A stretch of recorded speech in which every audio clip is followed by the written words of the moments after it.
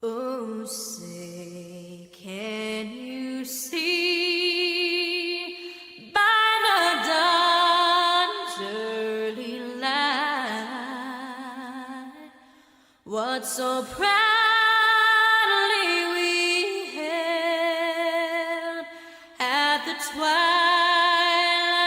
last gleaming, whose broad stripes and bright stars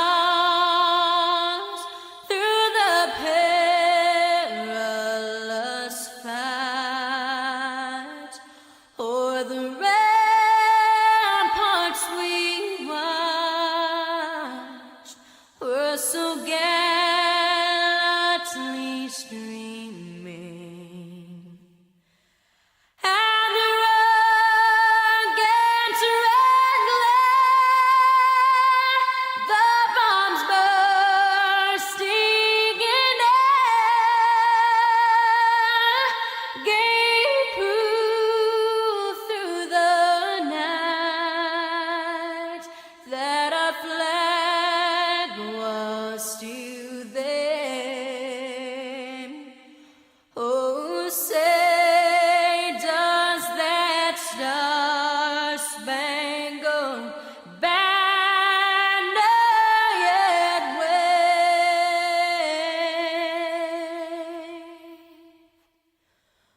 o'er the land of the free and the home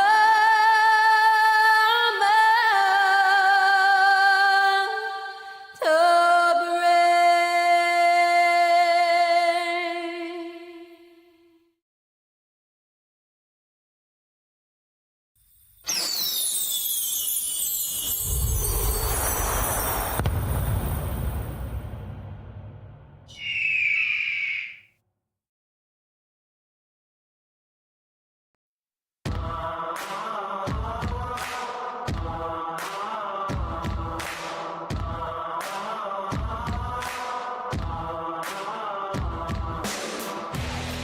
Happy 4th of July, everybody, and welcome to tonight's coverage of Wings and Wheels MX-5 Series Racing presented by GGT Energy Solutions.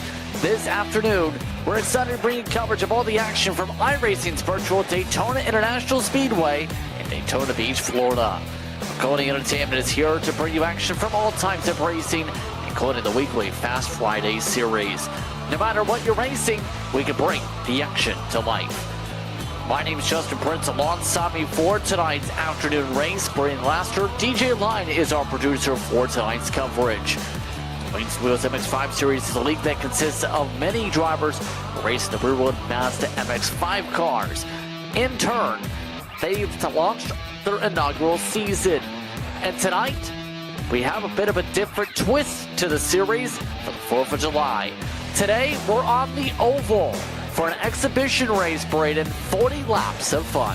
Yeah, you heard that right. We're here at Daytona, only turning left. We're turning right tonight. And then we're not quite at the right scenario for that last time out. We were at the Daytona road course where Soto took the win there, I believe. But tonight, 40 laps under the lights in the Mazda MX-5, 180 horsepower, going at it for sure. And with us being on the oval, it's going to be a little bit different in terms of what you normally would see on the oval for racing. What's kind of that expectation with the power band for these MX-5s here at the super speedway version of Daytona?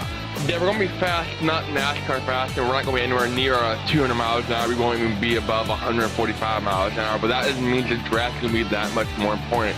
Typically, like a NASCAR 600, 700 horsepower car, you're talking about 165, 170 miles an hour by yourself, and then the draft, you get an extra 10, 15 miles an hour. Not a huge percentage gain here. You still see that 10 to 15 mile an hour gain, maybe a little bit less than that, depending on how strong of the draft you're in. But because you're only going 125, 135 miles an hour, it's a much more higher percentage. So with that, it makes the draft even more essential and not having that as much horsepower to break through the wind. You definitely want to be behind someone coming off the turn 4 to get the checkered flag. So the drivers have already finished up the qualifying session for tonight's 40-lap race. Drivers are expected to have a pit stop for tonight. It's fully under the lights here on Maconi Entertainment. And the drivers are now making their way to said starting grid for tonight. A lot of drivers showing interest in racing tonight and saying, let's see how this goes across the community. We'll see which one of them comes up on top tonight. Aaron Smith II starts on the pole tonight. He set the pole by 10th over Trey Burke. Joshua Soto starts third. Ryan Chapman, your top four. Brian Chabelski inside the top five. Tanner Talrico inside sixth. Then in seventh, William Snyder and Tyler Stroud. Adam Goldfarb in ninth, and Ray Mulvihill rounds out your top 10. Then Richardson right behind Ray, 5,000ths of a second. They're separated close to then Keith Carpenter in 12th, Troy Warren, everyone off 13th, Justin Burns in 14th. And looking at the times here, top 15 drivers, Nicholas Alone in 15th, only separated by 5 or 6 tenths of a second. Shows you how tight it's going to be. The Homo Renegar, last driver to take a time in 16th, Joshua Paris in 17th, Bradley Stefan in 18th. Then we got Ernie Williams Jr. there in 19th, and then Brandon Jenkins in I believe a couple other latecomers, maybe. I believe right now at the field, some guys took place in practice, or partook in practice, but didn't make it past qualifying. I know Matthew Marston back here at the tail end of the field, and a couple other guys up throughout the field there. Last of the drivers to take the grid, by the way, was Cal Anderson, who, spoiler alert, has already damaged his Miata. So, let's talk about the details of our Maconi setup shop race analysis, so to speak. 40 laps. That usually goes by fast in a stock car, but it could be very different here. We're expecting pit stops for the discussion. Yeah, 40 laps, no cautions unless they really want one. But to my understanding, it's going to be no cautions no matter what, no matter how many cars you tear up. And the 20-plus Miatas here, it's definitely possible, but you need to have that draft. Look at the practice times. I mean, some of these guys are 2, 3, even 4 seconds quicker than their qualifying time. So you got to have some friends out there and some dancing partners for sure. Make for a very interesting one tonight. Fairly cool track conditions as well. 76 air temp, 76 track temp, but it is fairly gusty. Who do you think is going to get the job done tonight? Man, it's hard to go against Aaron Smith there in that 70L banana machine on the front row. I mean, he's quick in everything he runs. You see him a lot in the NASCAR side of things. I raced against him in the figure 8 race last night. He's a man of many talents, so it's always hard to go against him. A very talented driver. Happy with us for Wings and Wheels action for this 4th of July matinee. It's Aaron Smith II. It's Trey Burke on the front row. We're underway from Daytona.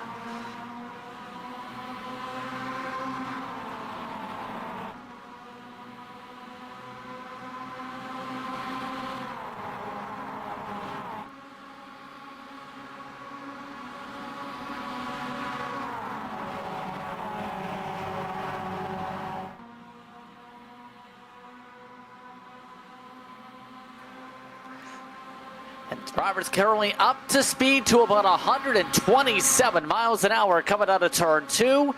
This could get interesting to see how the draft really plays out. It's 3 wide in the back. Some we're going to have to watch. We saw the temperature before we went green, 76 degrees on track, and their air temperature. But bump drafting these cars, you got to get real close to really make it effective, and that can definitely cause your car's water temperature to skyrocket. 3 wide already for third. Leads 2 in the grass. We stay green as they try and gather it up. That includes Ernie Williams Jr., however. He's one of the drivers that just joined the series recently, in fact. Also, Brandon Redgar involved in an incident. Opening lap of the race, by the way, is led by Trey Burke. Look who's up to second. 13th starting spot. Troy Warren went up the middle, 3 wide, and charged to second. Yeah, he didn't hesitate at all. Had a huge run coming off of turn 2, and like you said, split it 3 wide down the middle. I mean, no one even tried to block him. Bad bump almost. Trey Burke gets them both out of line. Aaron Smith there right behind him, ready to pounce. They make the same mistake again. Riley Stepane is around. He's now into the grass with the destroyed race car. No caution still as the leaders continue to shuffle down the backstretch. New leader. He said on the radio, the privateer entry, saying, I have no idea what I'm going to do today. Well, the privateer race products machine's going to get punted for the lead. It's going to be huge. Everyone involved, the yellow flag is going to come out. So automatic, the cautions appear to be on. That's very interesting. But it's going to take out a lot of front runners. Trey Burke, Whelen Richardson in the grass, Aaron Smith going into the wall there. And that was not the way I think he wanted the day to go for him. Double file restarts also in effect. So at least half your field with a meatball flag already. Only one faster pair, Braden. That's going to be big. Yeah, definitely. The driver's gonna have to use it. See the bump there. A couple of wrecks to break down. There was a wreck there in the middle of pack with a couple of drivers. I believe that was Bradley Stefane as that first one, and then down into turn 3 and 4 here, Troy Warren and a couple others and Josh Parrish are sitting here pushing each other pretty good, and one bump gone wrong. I believe it's Trey Burke might have given a bad bump. Yep. Yeah, and then, oh man, that's hard on the wall. And I mean, at that point, when you're 2, 3, 4 wide like that, you have nothing you can do except be along for the ride. And Ernie Williams Jr., mind you, also picking up meatball flags this caution, trying to check up for the incident. Here's what happened with him initially. Yeah, that's, I believe it was Lahoma Renegar. Some contact with those two since them both through the grass, and both should be okay. I'm not sure where Williams got that bad damage from, because his car was okay. That's the wreck there. She was Stefane. About came back into traffic, and let me tell you, that double wishbone suspension doesn't like this infield grass at all. He's already parked it. So already we've lost him and Tallarico at least. And everybody coming down for the faster pairs, including Smith II, Burke, Chapman, Williams Jr., and more. Yeah, definitely going to use that one faster pair that a lot of guys didn't want to use this early. So we're not even really, an eighth of the way through this one, and already half the field having to get damage fixed or take a fast pair. A lot of front runs as well, and I mean, these cars are just so fragile. They're not built to go 140 miles an hour, all the way around Daytona Super Speedway here. It looks like some people just saying, let's get some mandatory damage done manually. Trying to see how long they can push here. There is damage to the front end of your current leader, Troy Warren. But Warren's just electing to stay out. Nicholas O'Lone should say, is up to second. Burns and Goldfarb, your top 4. 2 of those 4 do have the damage. I think we're going to be easier off trying to find, or it's going to be harder off trying to find someone without any damage than it is with at least some damage. So only 7 or 8 guys really stayed out here to not get any damage fixed. We started with over 20 drivers. So that tells you the how grave the situation was for a lot of guys over half the field having to come down and take fuel. Mentioned one mandatory pit stop. I don't think they're going to be good from here on out, but it's going to get them a lot closer. Eric amongst those having to get the faster pairs, obviously. They're getting turned around. And already a lot of discussion as Troy Warren has had an issue and he's parked it from the lead. Well, that's interesting. Not sure why. Riding on board, it almost... Yeah, well, race control just confirmed they are giving him the cause of caution. It did look like he pushed the pusher in the corner. Oh, they'll have that on them big jobs. So your new leader is Nicholas O'Lone. Then it's Burns, Goldfarb, Glenn Richardson is in the top 4. Then Mulvihill is up to 5th. Markland, Soto, Renegar. And then the first of those who have to come down is going to be Soto, followed by Burke and company. So just like that, good portion of the field with significant damage here. Going to have to play a lot more careful if they want this to stay green. I'm sitting here, I'm flying the drone, JP, and I can tell that now Troy Roaring not happy with that EOL decision. He's calling the race control #1. That's not a good idea. He says that they're #1 in his book, and you can see it from the cockpit, from his cockpit. So Troy Roaring going to have to go from the back to the front. Not the first time he's done it. It was in the lead after, we saw him go from 13th to 2nd there in just a lap. So just some more fun, more excitement for Troy Roaring. I'll put him all the way back around 15th position for this restart. Several still trying to catch up to the field, including Shibelski. Should get there in time. But pretty clear you can't push in the corners like in the stock car. No, not at all. And that's something you got to be careful of. I mean, you saw how quick the things went wrong there. And so Alone being a leader, he doesn't want to be alone, but definitely doesn't want someone pushing him through the corners. Try this once again. Pace car is off. It's lap 6 for the green. It'll be taken here. Back underway. Alone. Waiting to the end of the restart zone for this one. Already a clean restart. We've got Adam Goldfarb right there in line. Get ready to push him outside line, starting to struggle. But here comes Joshua Soto. Won this race on the road course a couple weeks ago. Trying to take the lead now. How about 3 wide on his own from the race lead? Times it perfect. Burke is trying to go with them. Now they're ping-ponging, and now they're wrecking. Around goes Parrish with contact up the middle. They're off the banking, though. We stay green. And no caution yet. Soto just timed up excellently. He was 4th car on the inside, so restart from the 7th spot into the lead before they even come out of turn 2. Has a push now. Nicholas Alone. Trey Burke trying to lead the outside. He's got some help from Joseph Burns, and he got a couple other guys, Keith Carpenter and Kyle Anderson, moving his top 5 now.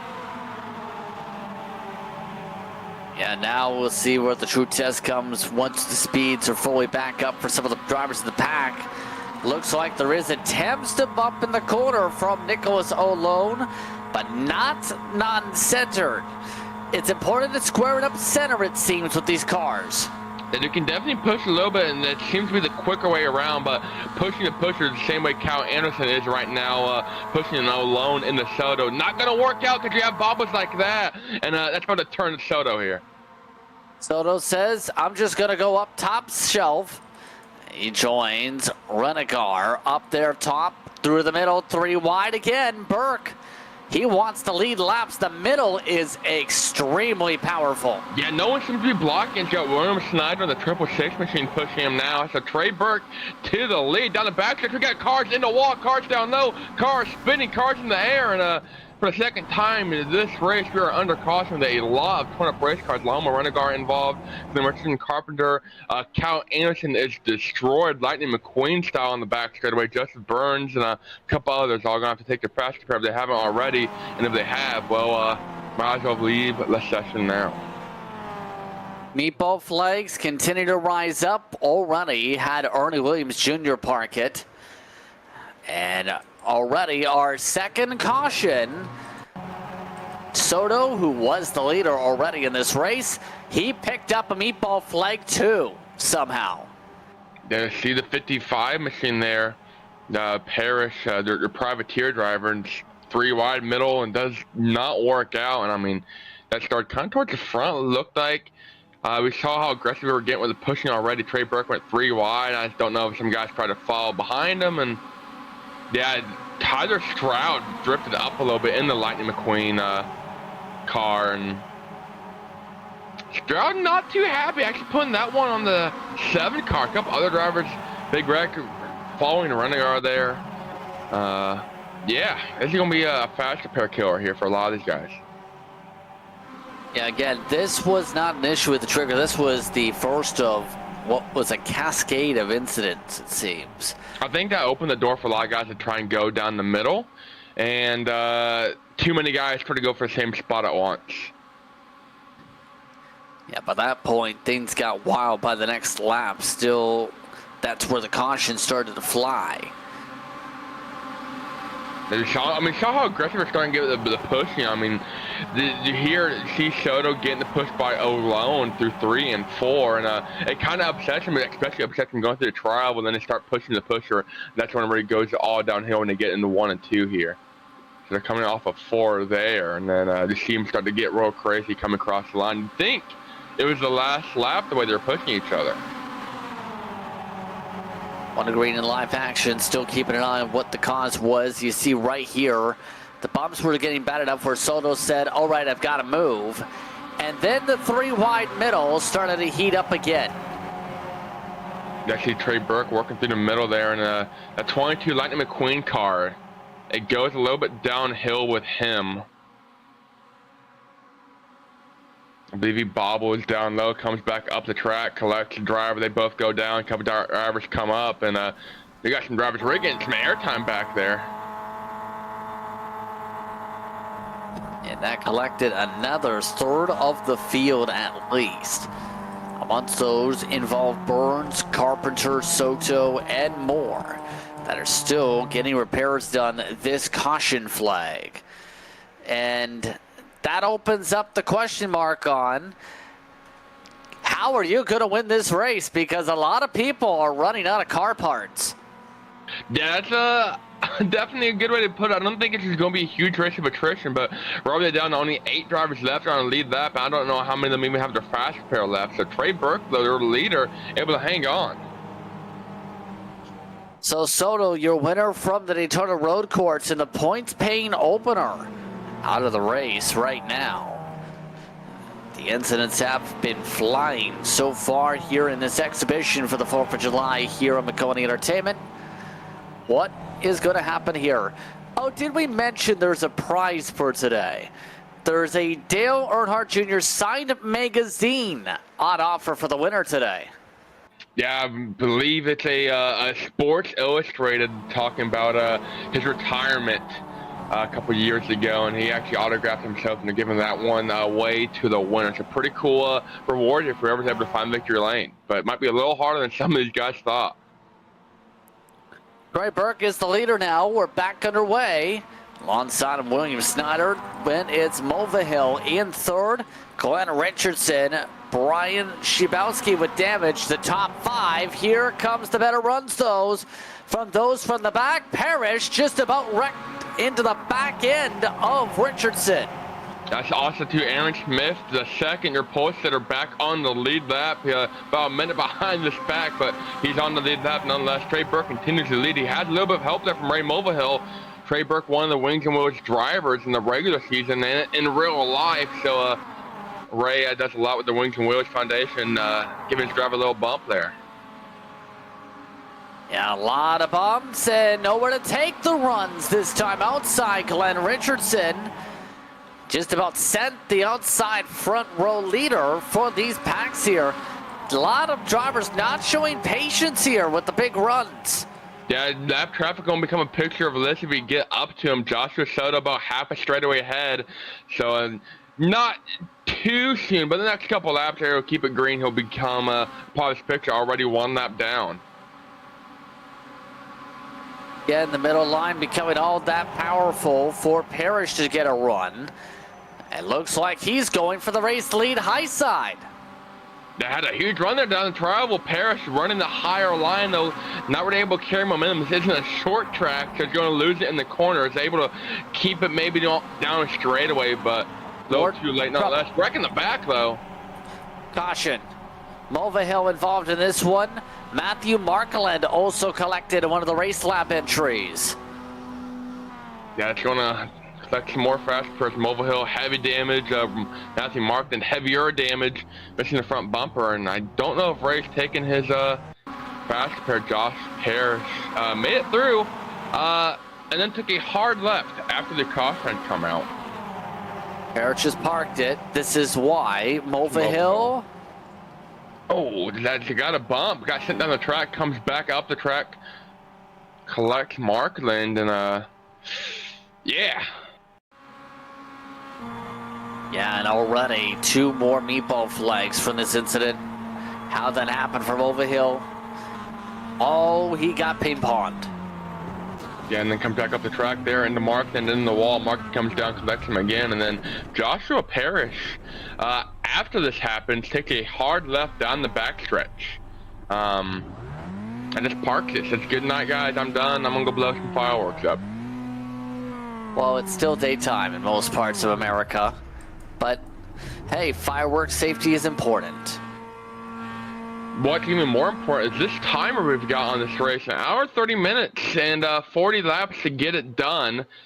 So far, 20 minutes down, only 10 minutes, or 10-ish laps, 12 laps completed. So if we keep tearing things up at this rate, time might become a factor. I mean, at this point, Fred Jones might be the one to win the magazine. I don't know how you send the magazine virtually to a virtual figure, but we'll get to that discussion in just a bit. We'll take a step aside. More coverage from Daytona after this. When you want to be the best, you can't settle for the rest. For anything on iRacing, there's just one name you need: Maconi. With the launch of Maconi Entertainment and Maconi Competizone alongside Maconi Setup Shop, we now provide the best of the best in setups, paint schemes, coaching, broadcasting, and event organization. With cars across all 4 license classes, we have what you need to hit the track with confidence.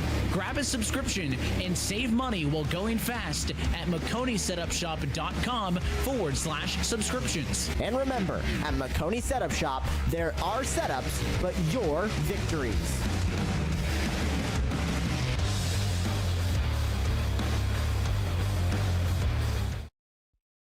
Racing isn't easy, but experiencing it is.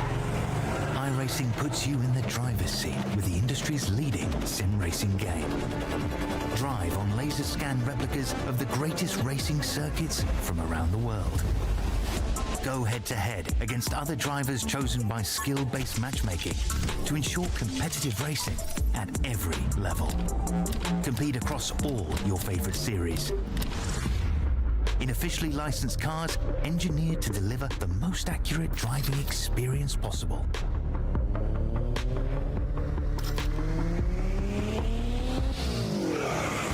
Join a race or host your own with players from across the globe. Race against the computer or in a league with friends. Feel the thrill behind the wheel.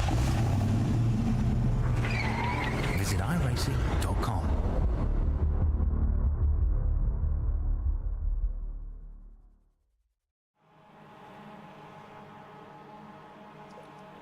Welcome back. So far, it's been a wild one for Wings and Wheels here at Daytona. Just past the quarter-way mark, and we are down to about 7 or 8 cars on the lead lap. And already, the thoughts on fuel starting coming to play. Pit stops for some of the leaders, including Trey Burke, to top off on gas last time by. So, your thoughts on the race so far, Braden, as we come to the green? It's definitely been exciting. William Snyder going to lead the field to green with no one beside him or around him. It should have been a double file restart, so I'm not sure where the outside line was. They were not formed up though, is the answer. Trey Burke already up to 4, but here is Snyder. No way he breaks the drafts here because Gofarb has it with Richardson getting some help outside. No shuffled outside, in fact. Richardson moving to the high lane. I don't think it was willing to, though. Trey Burke going to inherit that 3rd spot from Richardson. Move Richardson up a little bit more for good measure. Now he's going to follow Goodfarb and then going to move back down to help the 666 to Snyder. So Trey Burke playing the lane game and about playing the punting game too. A lot of more cars coming back, including Burns. Also through the mix, Ryan Chapman. As the outside line starts to prevail and making the middle line. Burke wants to be the leader. Yeah, Burke running the middle groove there. No help. He's got some help coming. They'll go move up and try and get a push from Goldfarb and thinks better of it. He does have help finding Joseph Burns actually going to split him down the middle. 4 wide there for a second. Joseph Burns 2 laps down, but try and get a lap back the hard way. Yeah, have to at this point because there is lucky dogs in this. Joshua Soto got the last lucky dog to get on the lead lap. He did not make it up to the head of the pack, though. He is full 51 seconds back from the rest of the field here. 3 wide in the battle for second, and Burke having to shuffle back into line. As someone who's been able to re-enter the lead pack, a bit of brake checking there by your leader, Snyder and Goldfarb. Oh no, that is not going to work out. I'm sorry, that's actually Ryan Chapman playing the brake checking game with Snyder. I don't think that's going to work out. Trey Burke has to go to the outside. He doesn't want to be a part of that at all. He's going to allow Goldfarb to split them down the middle. That red and gray scheme, the 24. About gets right hooked though. Able to still hold on to it. It's been interesting how that middle line has been for this race. It seems you pick up any sniff of draft, you just send it middle. You do what Trey Burke does and go to the front. Trey Burke, one of the more talented and diverse drivers we've seen in real life and in the league. I know he's really looking forward to IRP next time out in a couple weeks when he return back to points racing. And now he's got a big push by Goldfarb. And Burke does a little better job at taking these pushes and also dishing them out, it seems, than some of the other guys. Yeah, so far, it's been all sorts of field shuffling. It doesn't feel like there's so much working together than there is just let the car take you where it wants to go. Let's follow the draft. That's pretty much all you need to be fast here. Speaking of being faster, pole sitter Aaron Smith, the second back into the picture at yellow car, tail into the bottom single file line there. You got some cars behind that to get ready to help him. That's Lynn Richardson back in the picture as well. So some guys finding a second life now. Mind you, they are shifting in the corners, I'm noticing. Your thoughts on the shifting here at Daytona? Well, I mean, these cars have 6 gears. They don't need all of them. I believe they're topping out. The 5th gear typically is only good for like 132, 133 miles an hour. Down the straightaways, you'll hit maybe a peak of 135, 140. So maybe getting a better run out of the corner. These guys might be going down. So if it works, it works. Yes, indeed. Burke right now preferring to be the commander of the outside. Problem is, no one wants to be behind him. He just got shuffled by Joseph Burns. Well, that definitely getting shuffled out of the way there and gonna fall back. But here's the thing, falling back isn't that bad at all because they're gonna get a huge run and these guys will leave the middle wide open for you. And so still in. See that orange Duncan car there? Trey Burke gonna take a 3 wide. That's Ryan Chapman, actually 2 laps down. So him and Joseph Burns are here in the lead pack fighting and get the lucky dog.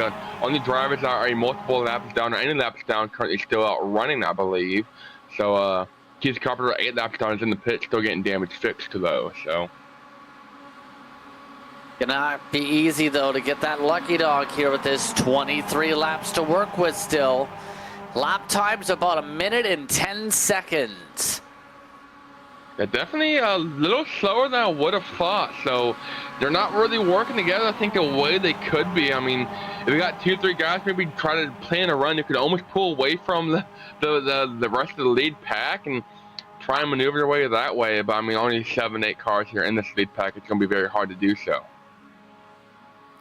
New race leader, by the way, Trey Burke. He's already damaged the front nose from pushing, but it's still a good enough car to get up front. They have picked up the speed by 3 miles an hour.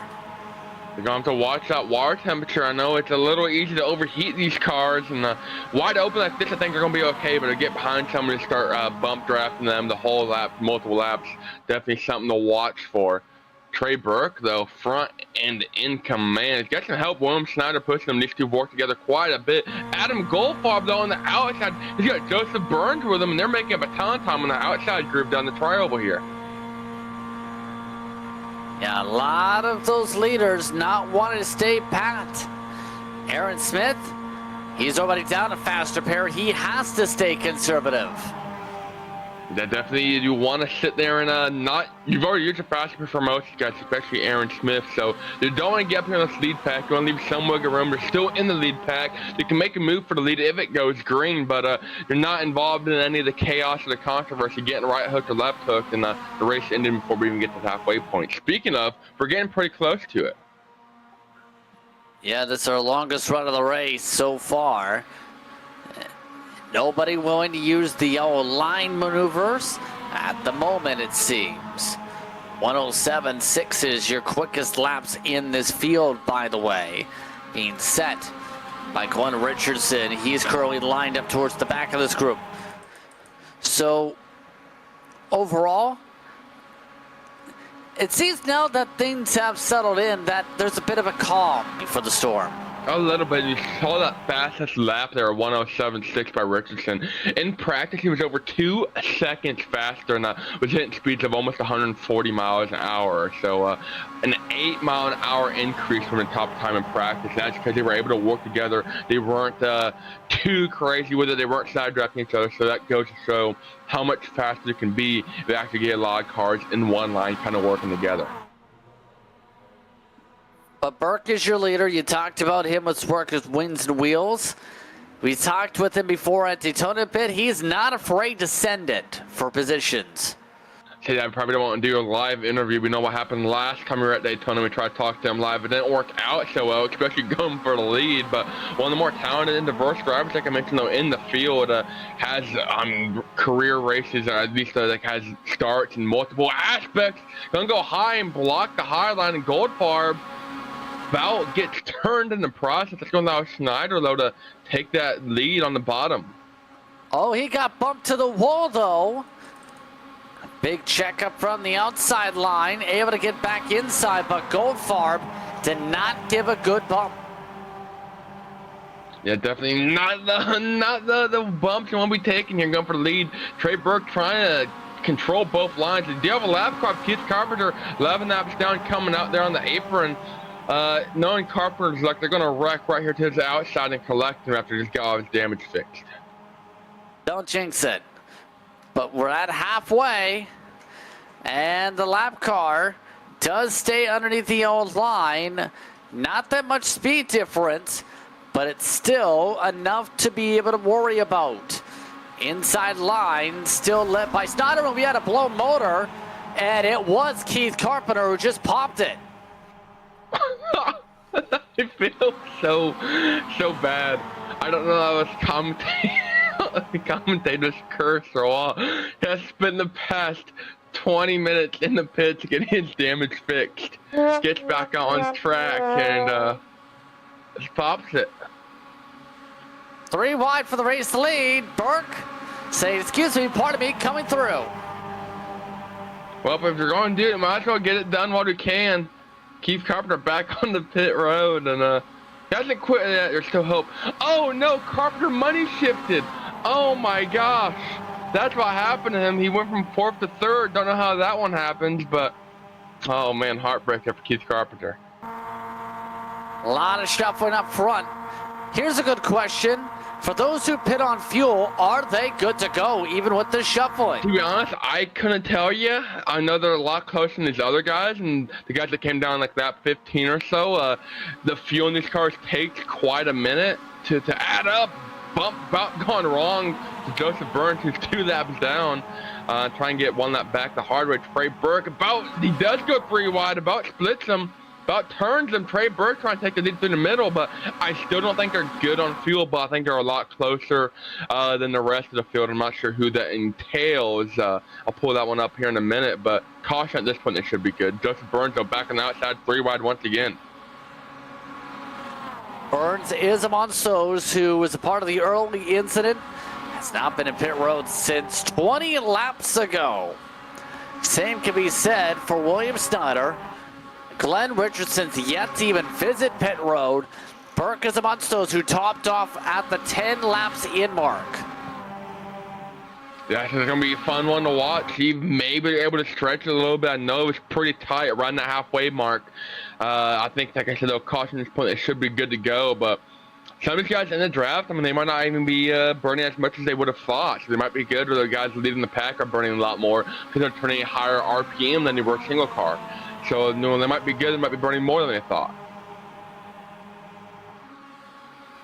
So far, Schneider's been doing a good job on the defensive as the lead car inside, though. You can always say a lot about the middle line, but there's always so much you can do when that inside's also powerful in the corners. Yeah, you've seen that quite a bit. These guys get a run at the end of the straightaway. Trey Burke taking his run down the middle right now, and he's not going to be able to clear for the lead. He is for a second, but he's going to go up top here. Now Snyder pull himself and reel himself back in the corner is going to be 2 or 3 cars that clear by the time they exit turn 1 and 2, and then Trey Burke is going to rinse and repeat it. And again, Snyder stays up at the point. So let's think about this big picture. We're still a bit a ways out from the race-winning move. What's kind of stood out to you on how these passes have played out the most today? I think the big thing is you gotta get yourself clear and go down the bottom. Bottom is very dominant. We've seen a lot of battles for the lead, and you see one right there with Burns trying to get a lap back with help from Trey Burke. But Snyder there on the bottom is able to reel himself back in, and these guys could come down, or they could have gone into the corner. Going to be 3 wide coming out, but you got to clear yourself and you got to be on the bottom. You got to control the bottom, I think, is the key here.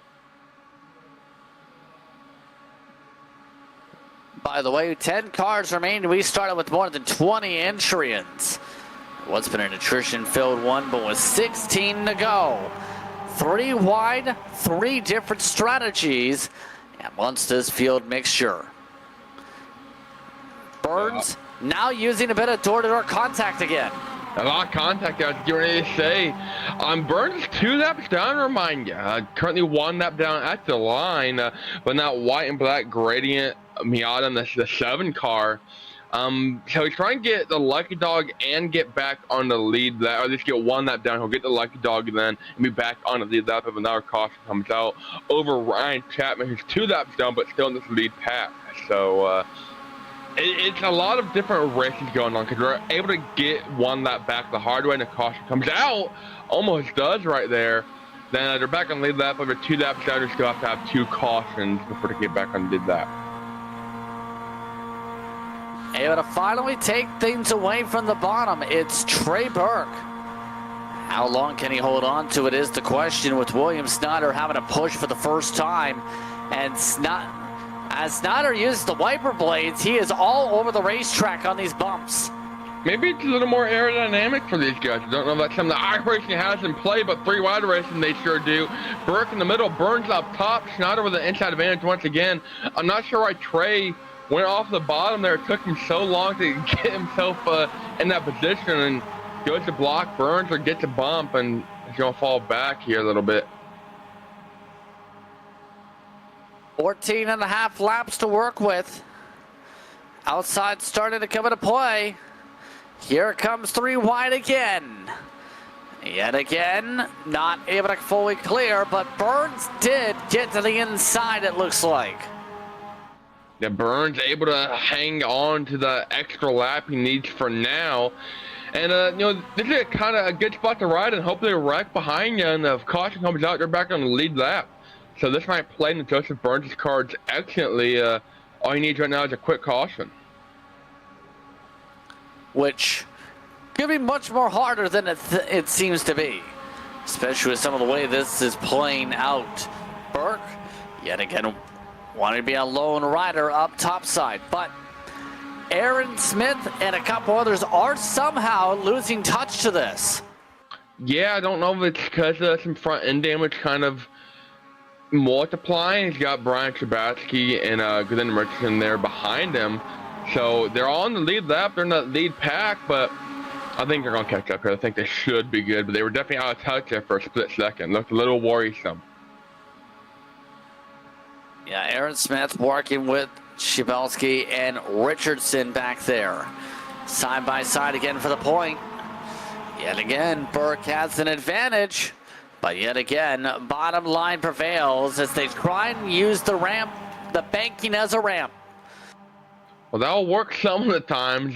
It's not all the time. Schneider, though, with that advantage, and that's going to shuffle Joseph Burns back through this lead pack a little bit. About 5 cars, it's 1 big pack, and you have that 3-car breakaway. Richardson, Shabasky, and Smith there behind them. Still in contact with that lead pack, though. Only 13 laps to decide it. 3 wide up front. Yeah, Goldfarb to the bottom with the advantage. We've seen that bottom work out so well every time they get in the corners. And I don't know why if you get on the bottom, you'd want to leave it. Even the outside has a run. You can go up and block it, but someone's going to try and go down low. Soto, mind you, he is multiple seconds off the lead pack, 50 seconds behind their leaders. You got Ray Mulvihill behind him, and it's telling him to bump draft. I don't know if they're going to be able to catch up. Surely not. They're going to need a caution, but still in the lead lap. So they do get that caution, they'll be good to go.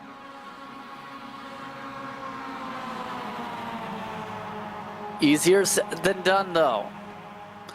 As right now, a new leader for the 24. Snyder keeps finding its way up front with this. Now looking like the lappers are trying to help again. So, it seems like the friendships haven't bonded here, so to speak. And where you find them, well, they're your friend. They line up about as well as his back bumpers do with the front bumpers, and it's not very well at all. As Snyder actually pushing Adam Goldfarb quite a bit, about shuffles him up a little bit, but they're working pretty good. You mentioned friendships. You want to come into a race like this knowing someone or having someone you've worked with in the past, someone you know can take a bump. And these cars are very unique. There's not very many drafting type atmospheres where they're full throttle the entire lap and pump drafting in the Miata car. So there's a new or unusual experience for most of these guys, but these final 6-7 guys that's lead pack here, they're definitely making it work a lot better than the first handful of guys did at the beginning of the race. There's 3 wide move with the lapper. Trey Burke giving a little bit of squeezes to Goldfarb from some of the earlier contact. No help, though, to be able to push him along. Still a better run middle. I think that bottom is just so strong. Contact for the lead. Schneider falls back a little bit, not pushing the situation. Burke in the middle, and then Burns up by the wall trying to get that caution. He about got it. Trying to give a little bit of space to work with here. Down to the 11 laps to go mark.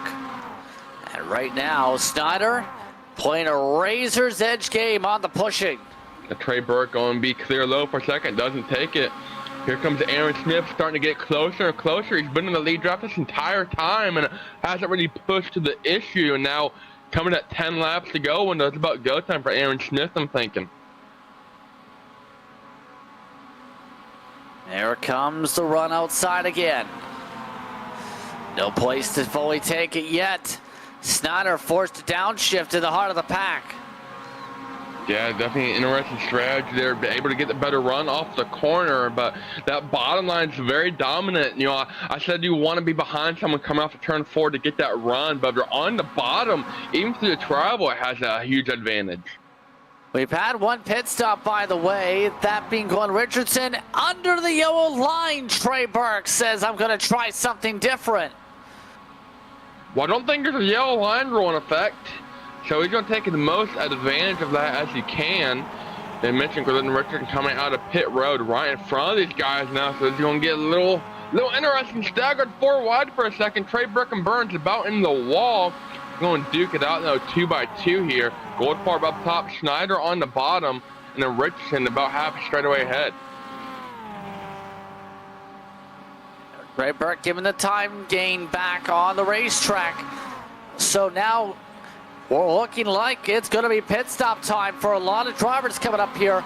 29 laps this time for Snyder. That was the time when Richardson pulled the trigger 2 laps ago. Yeah, Snyder's been in the draft quite a bit, but he's been leading the draft, so maybe burning a little bit more fuel than these other guys 3 wide. We might not get the green flag pit stops for the lead.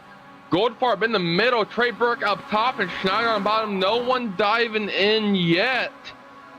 So lead pack all still intact. Yeah, gonna have to stretch as long as they can here.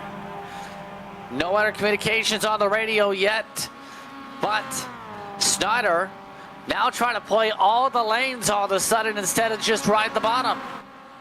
Yeah, Aaron Smith back there in that yellow machine trying to play it calm, play it cool, and play it collected. He's played a pretty smart race after being involved in a couple incidents to start out. Still put himself in a shot to win it. So Brian Chabaski also as well. So we have a couple lead or non-lead lap drivers in this lead pack like we've talked about, and that's definitely going to shake things up quite a bit. Thing is, at least one has to pit soon, potentially in this one. 8 to go. That driver, by the way, Chapman, is currently just riding along, biding his time on the old line. Compared to Burns, who's been much more closer on the fuel bubble this race. Burke shuffles back in line this time behind Sid Lapper, as there's a look now from Aaron Smith. That Burns with a huge run down the middle. Burke gonna give him a bump. Burke about turns him. That's gonna pull the help away from Adam Goldfarb, allows Schneider to pull away in the tribal on the bottom. Are able to make up some ground contact for the lead. It's gonna allow Trey Burke to get a run on the outside. Going through 1 and 2 is going to lose it. Schneider on the bottom, Goldfarb in the middle. And this is starting to definitely get a low spot than these guys wanted. Well, these drivers not liking the 3 wide so far. Now dropping back instead is Burke. All of this is while Lappers now are the helpers. Burke wants to break them up the middle. These lap cars of Goldman, or not Goldman, of Chapman, and Burke's definitely going to be the deciding factor. Who wants to help who? Trek with a bump almost turns Goldfarb off the nose of Schneider, able to keep it going straight. This thing is definitely not over by any means. No indications on any stops over the radio yet. Almost squeezed into the wall, but a contact there. It looked like nearly with Goldfarb. 3 wide yet again. Lap traffic is ahead. Richardson up the road. Currently one of the better drivers in this pack on fuel is Trey Burke. 22 laps since last pitted him and Aaron. Oh, here we go. Oh! Contact. Trey Burke in the wall with Goldfarb. Caution flag is out with 7 to go. Oh, that's going to change everything and talk about his fuel numbers I just mentioned. They're going to throw him away. Goldfarb, Chapman, and more involved in that one with mandatory repairs. And now it gets interesting on how this plays out. Some of your top contenders involved in this one. Yeah, Trey Burke running 3 wide there with Schneider on the bottom. And we mentioned lap traffic going to be the deciding factor. It wasn't in this one, but Goldfarb up top there just comes down a little bit, collects Trey Burke. And Burke hard on the wall, gets a little bit of air. Joshua Burns nowhere to go. Comes down actually in the other lap car of Chapman. So exactly what those two needed was a caution. What they didn't need was for either one of them to be involved, and they collect each other. Ryan Chapman leaves the session after that one. So it's going to knock even more drivers riding on board than Burke out of the foot, but it's going to give Ray Mobilehill, Glenn Richardson, and Joshua Soto a chance to get back in this lead pack.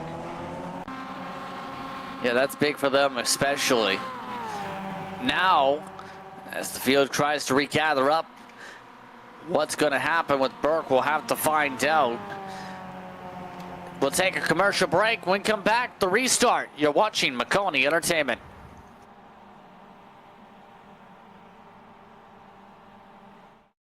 Racing isn't easy, but experiencing it is. iRacing puts you in the driver's seat with the industry's leading sim racing game.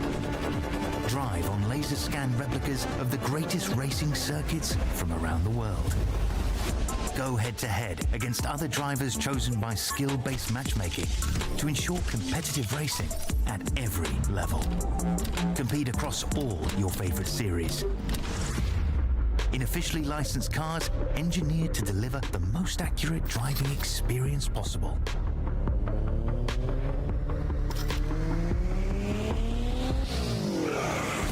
Join a race or host your own with players from across the globe. Race against the computer or in a league with friends. Feel the thrill behind the wheel. Visit iRacing.com.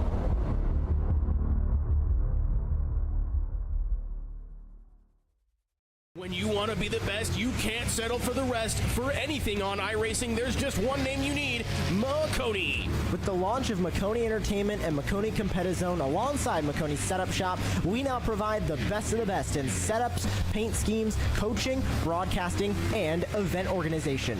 With cars across all 4 license classes, we have what you need to hit the track with confidence.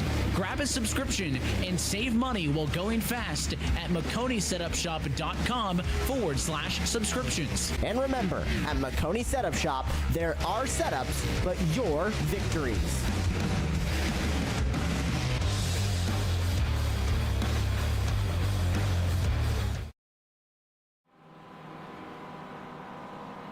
Welcome back to Daytona as we get ready for what may potentially be the final restart of this one. We're coming up towards 4 to go at the stripe. Extended caution with this having our longest period of the race. Your lucky dog went to Joseph Burns. However, he is still 1 lap down. This caution led to pit stops for drivers like Smith III for repairs. Others like Soto and Mulvihill able to gain a lot of time from it. Trey Burke getting mandatory repairs done, or rather non-mandatory but manual repairs done from the contact.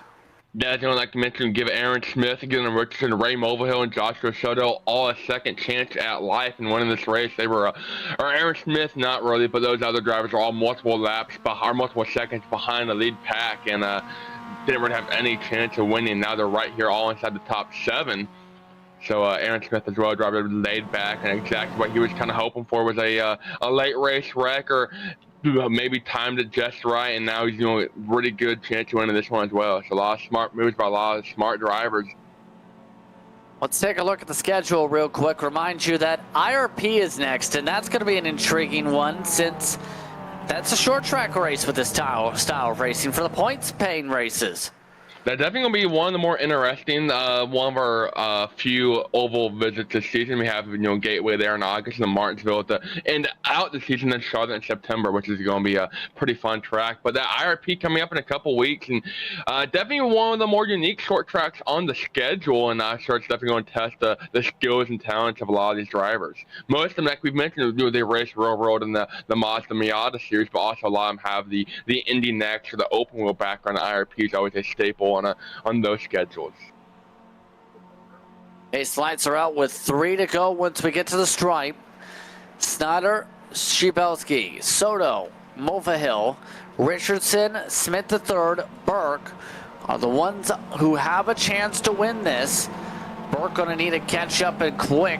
He just finished about 1 minute and 13 seconds of repairs for this final shootout, possibly here. Again, it's going to be an interesting one. Smith the second, should say. Yeah, Chabowski there on the outside, driver we haven't really talked about a whole lot.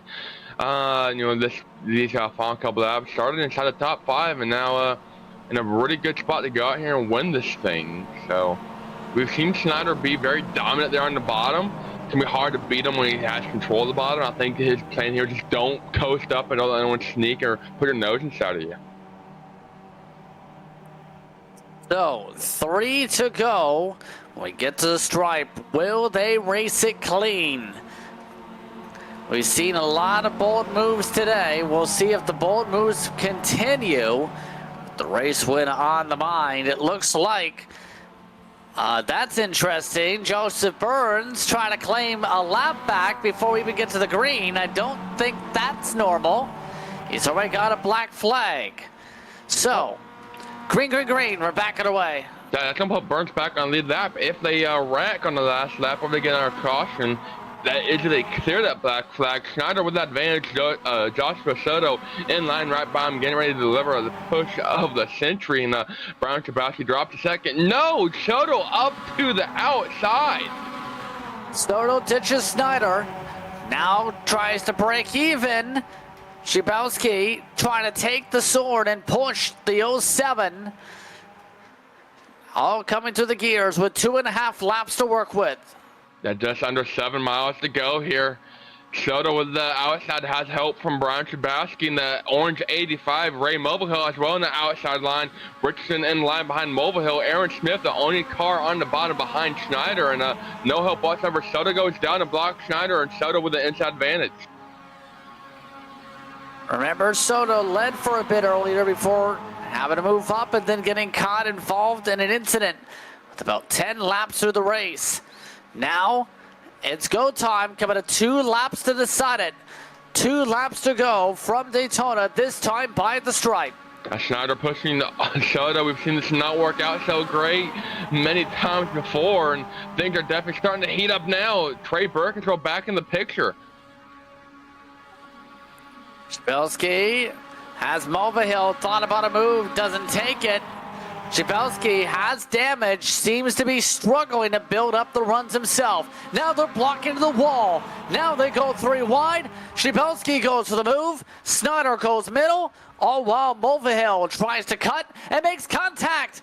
Contact down the straightaway. Mulvihill involved. Also sliding down the straightaway is Snyder. He slides up, no caution. Gonna knock Schneider out of this one. Mulvihill slides up, connects Schneider. Schneider goes around. Mulvihill does a great job at recovering, able to stay in it. He's behind Trey Burke in second now, and Brian Chabowski has a huge advantage. Definitely too big of an advantage. Coming in the white flag this time. Who's gonna get there first is the question. Coming up to the white flag, Shibelski currently holding on by half a second, but it's reducing by a 10th per second. Here comes a huge run, Glenn Richardson. All of a sudden, looking for the lead, will take it. Big Glenn Richardson, the Twitter personality over on NASCAR social media, takes the lead on the last lap. First time he's been in front all night in that bright green and yellow 9 Mazda Miata. He's got Shibelski behind him. There's really no one else in that picture. Now it's the question, who tries to duck out next? Running out of time to sort things out for the straightaway. Richardson blocking Shibelski. Joshua Soto trying to line it up in the third grouping. Everyone else is scattered behind. If I'm Richardson, I need to get down though. I need to get on the yellow line. Don't let Shibelski take me on the inside. Soto with a run going into turn 3. This might work out perfectly for Soto. Aaron Smith is second on the outside, enters the picture. They're 3 wide per second. This could help Richardson. Soto working middle. Smith the second. Now getting blocked by Richardson. They crash below them. Here comes Aaron Smith the second. Richardson blocks up middle. Smith the second moves to the high side. Mulvihill comes inside. Ray Mulvihill to the grass wins it. Ray Mulvihill, all tires in the grass, makes the pass, makes it stick. Glenn Richardson wrecks across the line for second. Aaron Smith rounds out your podium there in third, and 8 seconds back is Trey Burke there for fourth. Ray Mulvihill takes it on the final lap in the final stretch through the grass, and he picks up the win on this 4th of July. Have you ever? Oh man, that was definitely exciting. Ray had to run. The contact there with Aaron and Big Glenn set it up perfectly. Let's take a look. He had not been in the conversation. He had been in 5th in the final quarter. They wreck in front, and then he takes it in the only spot he can. Through the grass below the yellow line. I mean, I don't think anyone saw it come. Big Glenn goes down another block, not able to seal the deal, and I mean, he'll take home a second place after leading basically the entire last lap. But Ray Mulvihill from 10th on the starting grid. I know he was excited to run this race. He talked to him, before the season. He wasn't very excited to do the road course stuff, and he's like, Daytona, I'm pretty excited for it. So we need to work on the victory donuts, though. Yeah, he's trying to get them done, but he's the one who will go to virtual victory lane here tonight at Maconi Entertainment. Ray Mulvihill, the one who takes the checker, will take a step aside. Post-race coverage coming up after this. When you want to be the best, you can't settle for the rest. For anything on iRacing, there's just one name you need, Maconi. With the launch of Maconi Entertainment and Maconi Competizone alongside Maconi Setup Shop, we now provide the best of the best in setups, paint schemes, coaching, broadcasting, and event organization. With cars across all 4 license classes, we have what you need to hit the track with confidence. Grab a subscription and save money while going fast at MaconiSetupShop.com/subscriptions. And remember, at Maconi Setup Shop, there are setups, but your victories.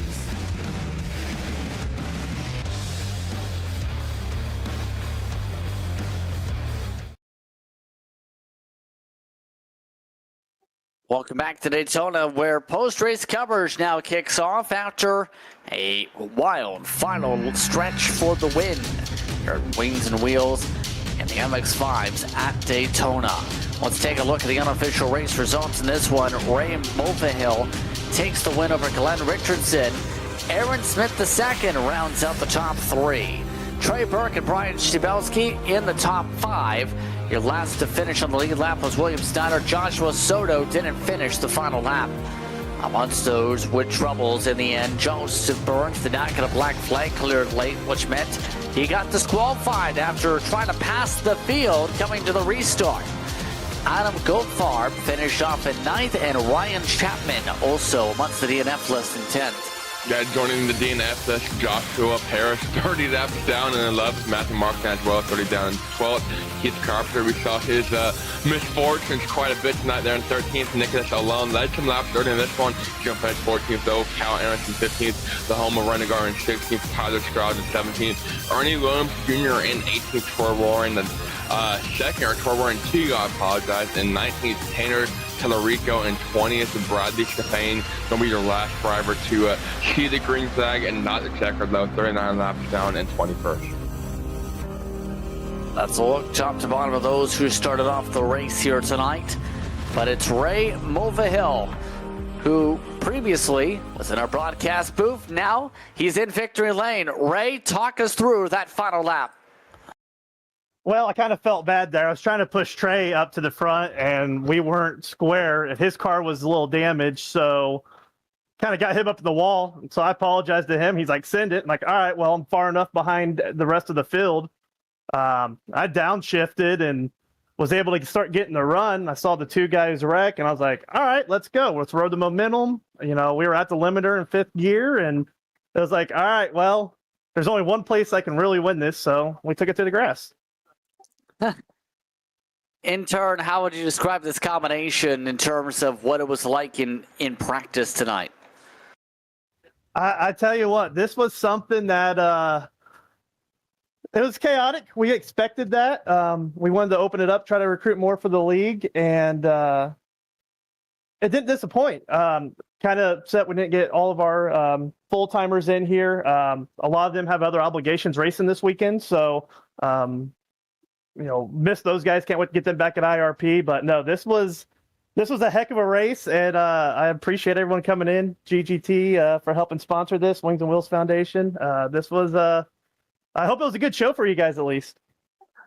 It definitely was an exciting show here tonight. Now, one more thing. I know there was the prize tonight of a signed magazine by Dale Earnhardt Jr. What's the situation there now that you took the checker flag? Well, I'll tell you what, that prize was brought up by Sam from GGT. I'm going to speak with him, and we will get with whoever is going to get the magazine. All right, so let's just sort that out. Anyone you want to give a shout out to here tonight? Obviously, let's start with our veterans, everyone with the military, being July 4th, celebrating our independence. If you guys saw my paint scheme today, I kind of went U.S. Air Force Thunderbird paint scheme. If you notice my number's upside down there, that's kind of a tribute to the number 5 solo. Their number's upside down because most of the time they're upside down during the show, so their number's upright. I almost got there today. I saw the sky at one point during the race. Wings and Wheels Foundation, I mean, that's what we're here for, helping promote the foundation, our drivers, the mission, what we're trying to do.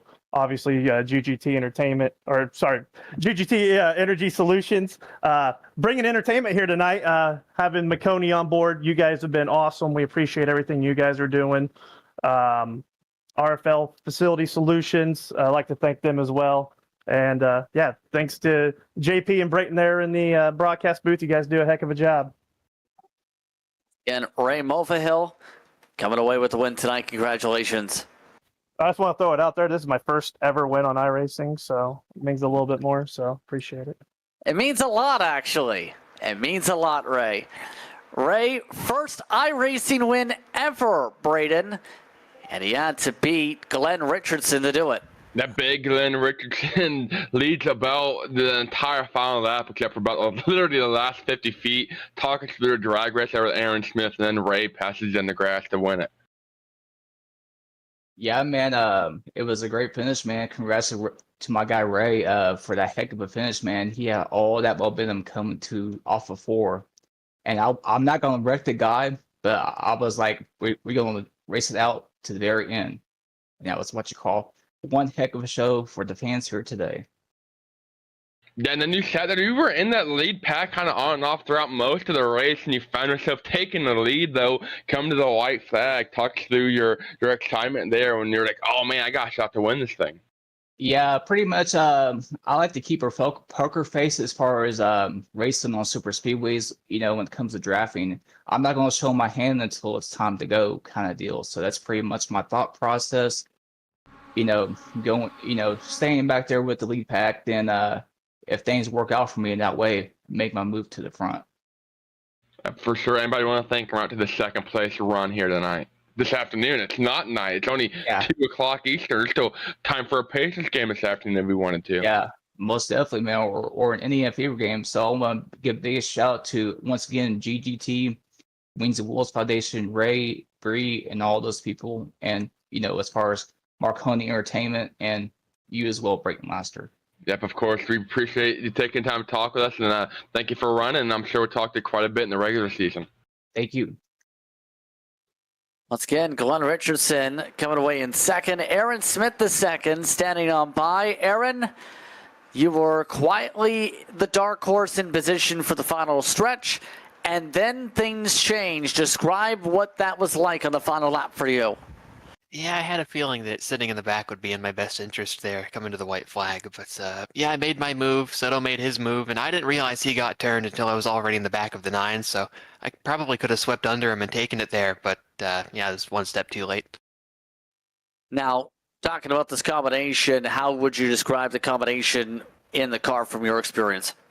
It was pretty fun. Hated that we all wrecked on lap 2, but it didn't seem like the bumpers lined up very well, so I figured it would be like best for me to kind of stay away from people once all of that was over. But yeah, sitting and watching the race up front was fun, and being a part of it there at the end was fun, so I'm looking forward to seeing what comes next for these guys. Well, what's coming next is IRP for this series. Will you be there on a Thursday night? I don't know. I've got a lot going on, but I'll try. I'll give it a shot. These Mazdas are certainly fun, so hopefully I'll be able to come back. Any shout-outs you'd like to give here tonight? Yeah, I'd like to thank the folks at Wings and Wheels for putting this on, GGT Energy for supporting the league as well, and all the folks for racing and all the folks for watching. Looking forward to getting back at it whenever I show up next. Once again, Aaron Smith II coming away with the podium, rounding out our discussions with said podium. Braden, your thoughts on tonight's race? Well, definitely a fan favorite for sure, and that's what we expected coming into the night. You put Mazda MX-5 on the Daytona Oval, and you always have excitement in many forms, and there's no short of assortment or no short. Yeah, there's a lot of excitement. I'm trying to say basically, and can't wait to see what the rest of the ovals on the regular season provide, and getting late in the points picture. You got Charlotte and Martinsville there too to round out the final couple races of the season. So great racing all around, and great production as always too. So again, the next time out, it is IRP, a short track race. That's an 8 p.m. start on July the 18th. Be sure to tune in here on Maconi Entertainment. But on that note, it's time to say goodbye from iRacing's virtual Daytona. Calling the action tonight was myself, Justin Prince, Braden Laster in the booth. DJ Lyon was our producer. Thanks as well to our viewers for watching tonight's racing action, and we hope you stay tuned to our social media pages for our next race. Thanks to the entire staff for bringing this racing to you. This has been a production of Maconi Entertainment. We hope you enjoy the rest of your 4th of July.